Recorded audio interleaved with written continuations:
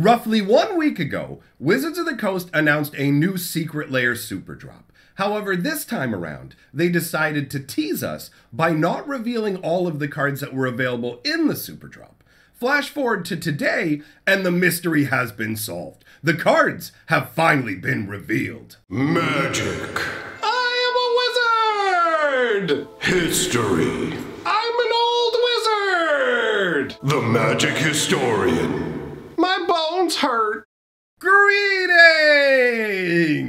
owners of fine luxury cardboard rectangles. My friends, I hope the day finds you well because we have gathered to talk about the mystery missing Secret Lair cards. If you're not familiar with the situation, basically what happened was about 10-ish days ago, Wizards of the Coast released almost all of the information for the newest Secret Lair super drop, with one glaring exception. Specifically, one of the two Arcane Secret Lairs did not reveal all of the cards. And if you're not really up to speed, the Arcane Secret Lairs are based around the League of Legends television show Arcane, which I have admittedly heard nothing but glowing praise for. Ever since I did the first video spoiling the first number of cards and talking about how I wasn't familiar with the show, a ton of people have told me I need to check it out, and it is on my list to take a look at. So, when Wizards of the Coast originally showed us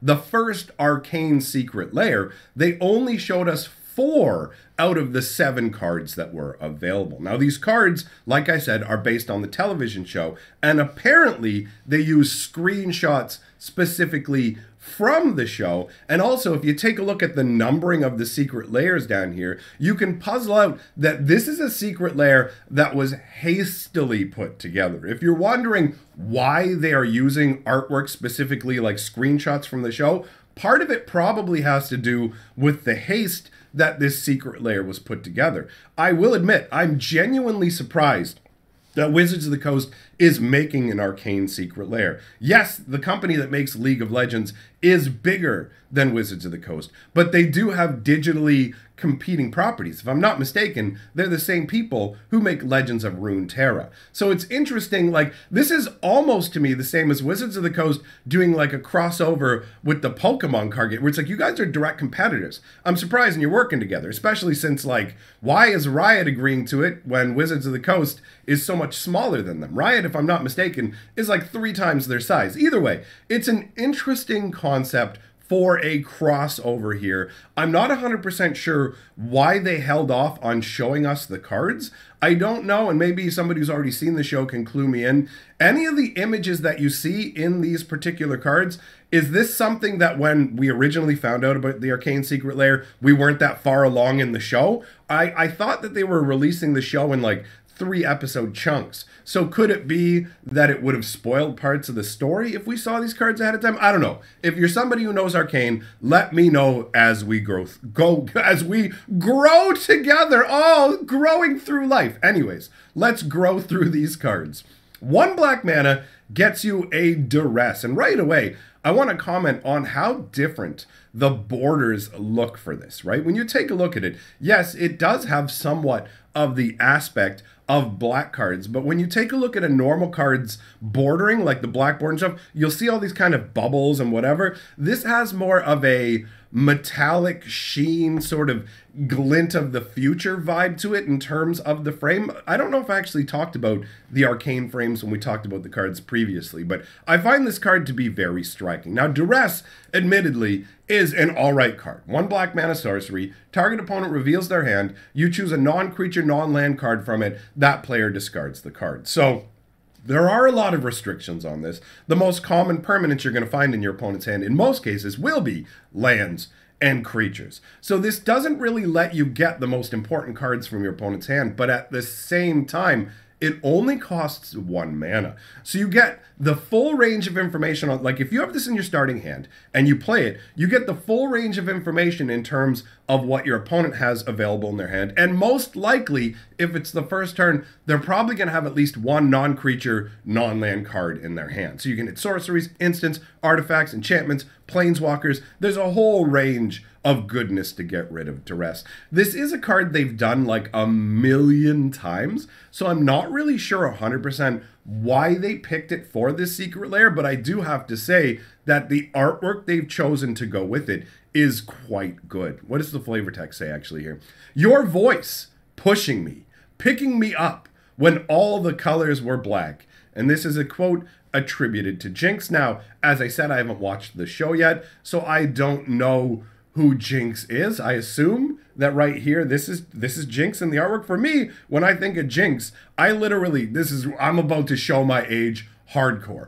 G.I. Joe, okay? I think of the G.I. Joe show from the 80s and think of a ninja named Jinx, right? It's a weird kind of name to give somebody, right? Because it's kind of like you're saying they're like half cursed or can ruin things for you, but it's also kind of like I'm edgy kind of name. But the artwork on this is intense, showing like a shattered mirror reflection of somebody where their face is distorted. The most noticeable, obviously, is where the one eye socket is missing with a shattered hole in the mirror glass. But there are other elements of it as well that really help to add to the fractured identity concept. When you look at the nose, you can see the bottom slice of the nose has been shifted downwards and forwards, which really gives the nose an asymmetrical, non-symmetrical kind of vibe that curves and hooks at the bottom in a gross way. The way the mouth is shifted and the teeth look with the mouth kind of busted in half that way. And then the double eye effect on the non-broken eye where there's the line running through it and there's more of an eye above it. All that comes together to create a very off-putting feel. Even just the strands of hair that are curving off to the side, because they take up so much of the art in a continuous fashion and are broken, you can see all these different stages of it. I like the way this is executed. Anyways, let's move on to the next card, my friends. This is Denting Blows. I don't know, I think of dentine. Oh, take care of your teeth, people. One green and 2 for Dentings Blows. This is actually Cross and Grip. If for some reason you haven't seen this card style before, essentially this is a card style that Wizards use when they want to reflavor a card, but keep it as the same card in Magic the Gathering without creating another card that does the same thing. So if they had made Dentings Blows without putting that little Cross and Grip box up there, then that would mean you could play with 4 Cross and Grips and 4 Dentings Blows. But because they made Dentings Blows Cross and Grip, you can only play, like, this is essentially just different artwork in a different name, but it's literally the same card. And Cross and Grip is a very potent card. 1 green and 2 for an instant with Split Second. Split Second is one of the most broken abilities in Magic the Gathering. They haven't used it very much, and for good reason, because it's essentially the least interactive mechanic in Magic the Gathering. When a card with Split Second goes on the stack, nothing can be done in response in terms of, like, you can't cast instants, you can't use abilities or whatever. There are some weird side abilities where it's like, sure, I can't do this and I can't do this, but I can morph my guy. Because, you know, Magic's rules get really complex when you get deep down in it. Years spent as a judge taught me just how insane Magic rules can be. But in almost every single situation when you're not dealing with somebody who's a nitpicking rules lawyer, Split Second shuts off your opponent's ability to interact whatsoever. It is very strong. So this one, at Split Second speed, destroys target artifact or enchantment. I love Split Second conceptually and power-wise. It's this magic that moves in between everything else and is reminiscent of the interrupts that we had at the beginning of Magic. In the beginning days of Magic, counter spells weren't instants. You couldn't actually use an instant spell speed to counter something. You had to actually interrupt the spell with counter spells. And the stack was weird, where basically, like, before we had the stack functioning the way it does now, cards went in batches, where it's like, okay, do a batch. And then once the batch is resolving, you can't put new stuff in there. It's basically like, put all your cookies on the tray, put it in the oven. I want to put another cookie in. Nah, son, they're already cooking. You can't get into the oven. You're going to burn yourself. It's that kind of a concept, right? So Split Second to me, really, really flavorful. And honestly, this card is really, really strong. I kind of feel like it might have been a mistake if they did actually just make Denting Blows a different version of it so you could play 8 of them. Split Second is a wrong ability. It feels great when you're using it, but awful when you're against it. So this lets you take care of an artifact or enchantment with Split Second, which means even if they have a artifact that you can sack to do something, they don't get the ability to do it. You literally destroy it so fast, they can't do anything about it, which is awesome. The flavor text says, the Atlas gauntlets did little to dissuade V of the notion that everything could be solved by punching. All right, that's a fun concept. I mean, obviously, if you look at the artwork, this clearly has to be somebody named V. I don't know if that's short for Vivian. Obviously, I'll understand more once I've checked out the show. But you can see her in this action pose. She is leaping through the air where she is wearing these crazy things called the Atlas gauntlets. And that definitely sounds like a magical sort of relic. You can see that like the gauntlet that's not actually being connected with the enemy that's in the back has this blue flowing energy along the bottom of it. I assume there's some kind of like power stone or something like that fit into it. Actually, you know what? That makes me think of Urza and Mishra, the Brothers War. In the next couple days, Brothers War lore video coming out on my channel, Fantasy Geographic. You definitely don't want to miss it. But anyways, back to talking about this artwork. You've got the glowing stone inside the gauntlet, and you can see when she connects to, I don't know, I'm going to call this some kind of necromonger. I just feel like that's what I want to call it. So she's smashing this necromonger in the face with the Atlas gauntlets, and you can see that there's this purple magic crackling off of them directly into the faceplate of this armor. He's actually got kind of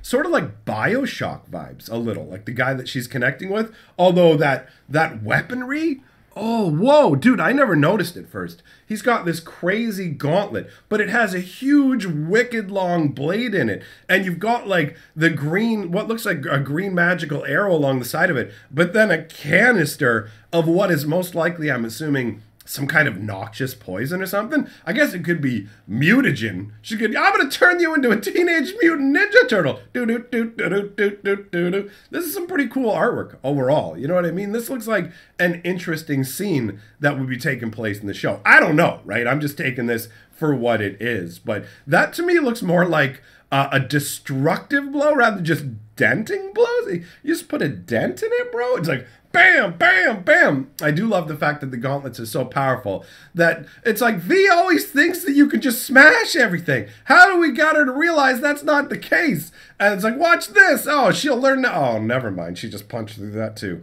That's fun flavor, right?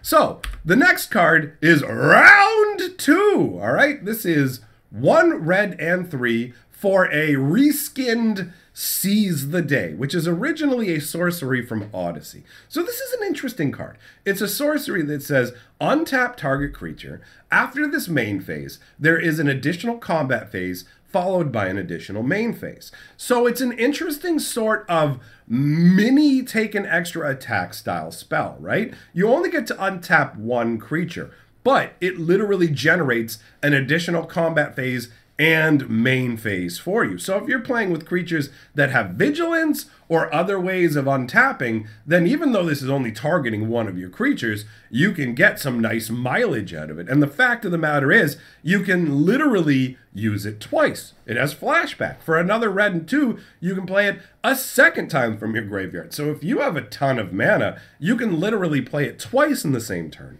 Slap 2 additional attack phases into your turn, which is pretty silly, right? Like, that's not too shabby at all. It's not the most broken card, you know what I mean? A lot of the take extra battle, like take an extra combat step kind of cards they make now are a lot more powerful than this, but it is cool. I do like this as a card.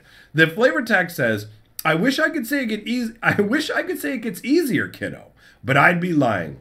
And that's Vander, I guess. Is this Vander in the artwork where it's like he's got a giant gauntlet? Is that can't be an Atlas gauntlet, can it? Because this one has blue glowing energy on the top of it, and he's only wearing one. I don't know these characters, so I don't know, but I'm going to admit, my first thought when I saw this like giant fist that he has lifted up was, wow, that is an intense looking gauntlet. My second thought was, look at those 4 little dots on the top. They look like parts of a Lego. So I just imagine him going like, hey, we're going to fight, and then you just pull out like 2 sets of weird Lego legs, boom, boom, and put him on his gauntlet. And he's like, but you need to take me seriously.